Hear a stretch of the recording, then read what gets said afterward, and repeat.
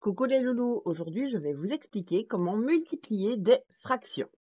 Nous allons commencer, comme d'habitude, avec un petit exemple.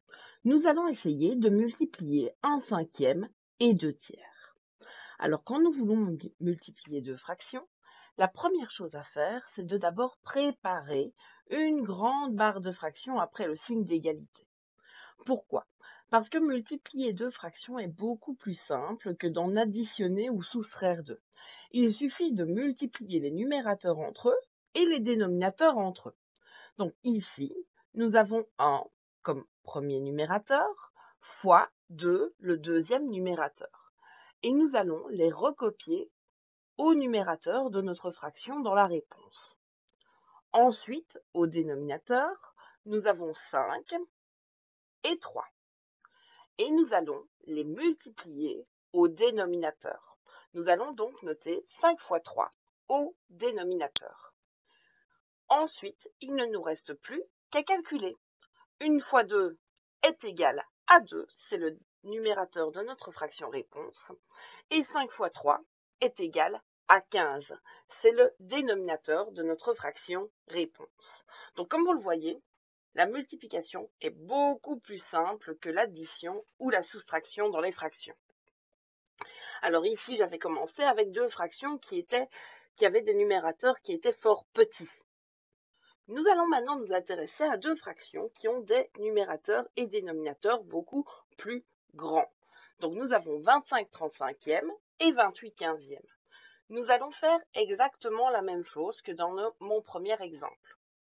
Donc, nous avons nos numérateurs, 25, fois notre deuxième numérateur, 28, et nous allons les recopier. Je note donc 25 fois 28 au numérateur de ma fraction réponse. Ensuite, je vais regarder mes dénominateurs, j'ai 35 et 15. Je vais donc noter 35 fois 15 au dénominateur de ma fraction réponse. Alors, je ne sais pas vous, mais moi, ce genre de calcul, bon, ce serait possible de le faire, bien entendu, mais ça prendrait du temps. Et comme les nombres sont fort grands, il y a un grand risque d'erreur au niveau du calcul mental.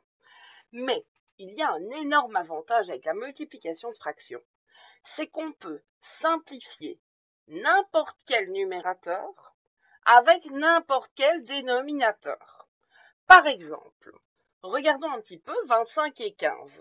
Ils font partie de la table de multiplication du même nombre 5. Donc 5 est un diviseur de 25 et de 15. Par conséquent, nous pouvons simplifier 25 et 15. Donc 25 divisé par 5 est égal à 5 et 15 divisé par 5 est égal à 3. Mais nous ne nous arrêtons pas là. Nous avons maintenant 28 et 35. Alors, peut-on les simplifier ensemble?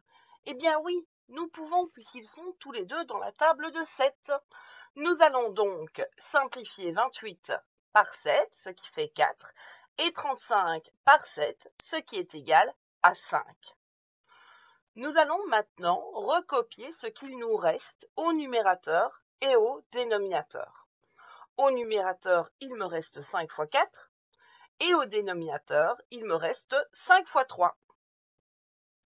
Alors, on pourrait directement calculer. Mais, regardez bien, nous avons un 5 au numérateur et au dénominateur, ce qui veut dire que nous pouvons encore une fois les simplifier. Nous allons donc diviser 5 par 5, il nous reste 1, et 5 par 5, il nous reste 1. Nous n'avons plus qu'à multiplier les numérateurs restants et les dénominateurs restants, c'est-à-dire 1 fois 4, ce qui est égal à 4, et 1 fois 3, ce qui est égal à 3. Alors, moi, personnellement, je préfère faire 1 fois 4 et 1 fois 3 plutôt que 25 fois 28 et 35 fois 15. Donc, je vous conseille fortement de simplifier déjà les fractions dans le calcul. Alors, bien entendu, vous pouvez aussi calculer d'abord et simplifier à la fin, mais le calcul va être beaucoup plus compliqué. Donc, il faut absolument simplifier dans le calcul. Alors, en résumé, pour multiplier des fractions, il faut d'abord simplifier, si possible, les fractions. Alors, attention, comme je vous l'ai dit, On peut simplifier n'importe quel numérateur avec n'importe quel dénominateur. Ensuite, il ne nous reste plus qu'à multiplier les numérateurs entre eux et les dénominateurs entre eux. Et à la fin du calcul, on n'oublie pas de vérifier que la fraction obtenue est bien irréductible, puisque c'est ce qui vous sera demandé dans tous les calculs avec les fractions. Donc on vérifie toujours que la fraction obtenue, on ne peut plus la simplifier, parce qu'il suffit d'avoir oublié une simplification dans le calcul et on n'a pas fini.